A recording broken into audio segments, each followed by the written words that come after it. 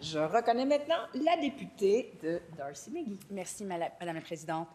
Le gouvernement continue de manquer à son devoir de protéger les plus vulnérables de notre société.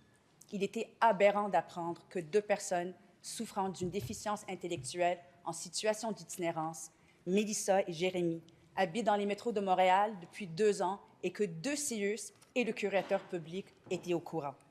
Les instances du gouvernement n'ont pas agi pour offrir des solutions adaptées pour que ces personnes sortent de leur situation d'itinérance.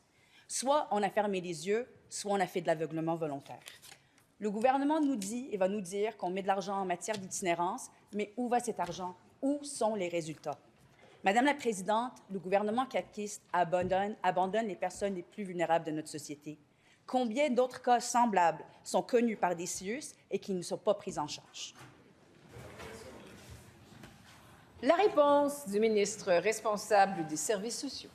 Oui, merci beaucoup, Madame la Présidente. Je remercie la députée Darcy-McGee pour la question, puis je connais sa grande sensibilité face aux enjeux par rapport aux gens qui ont des besoins particuliers.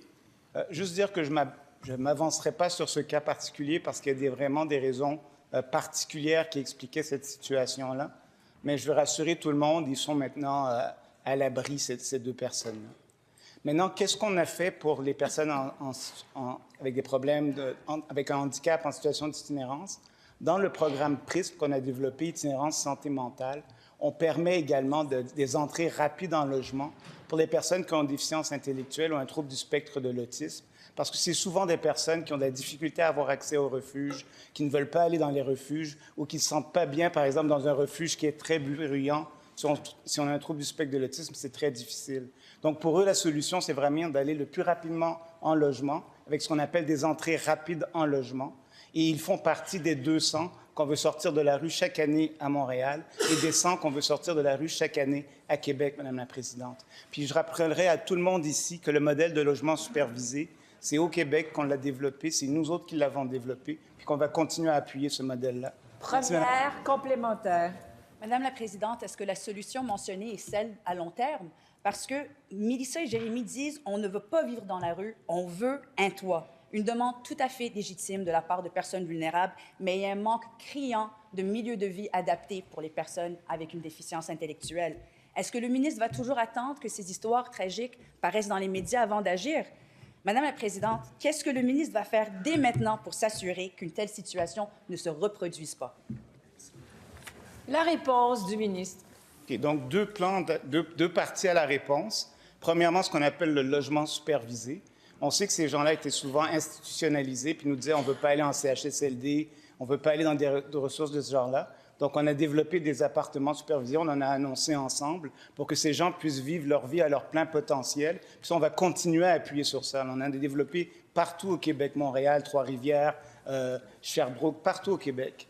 Là, on parle de gens qui sont dans des situations d'itinérance, sont extrêmement vulnérables. Puis justement, la solution, quand on parle d'entrée rapide en logement, c'est pour que ces gens-là n'aient pas à rester très longtemps dans un refuge, qu'on puisse leur trouver un appartement le plus rapidement possible et continuer à les appuyer financièrement et les superviser pour qu'ils ne retombent pas en itinérance. Deuxième complémentaire. Madame la Présidente, en 2024, le curateur public représentait plus de 74 personnes en situation d'itinérance. C'est fou et irresponsable. Quelle est la limite du ministre à accepter de telles situations? Des personnes vivant avec un handicap ou qui sont neurodivergents se retrouvent en situation d'itinérance de plus en plus. Madame la Présidente, que fait le gouvernement caquiste pour protéger et éviter que ces personnes vulnérables se retrouvent dans la rue en premier lieu? Qu'attend le ministre pour agir réellement en prévention? La réponse de la ministre de la Famille. Merci, Madame la Présidente. Effectivement, le curateur public fait face à des situations très complexes.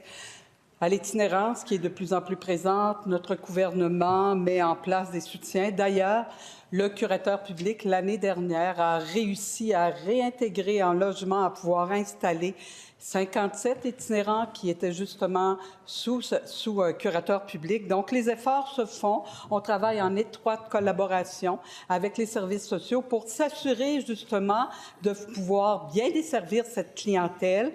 C'est particulier, il y a souvent des problématiques auxquelles on fait face pour réussir à réintégrer les gens en logement et pouvoir leur donner tous les services qui leur sont nécessaires.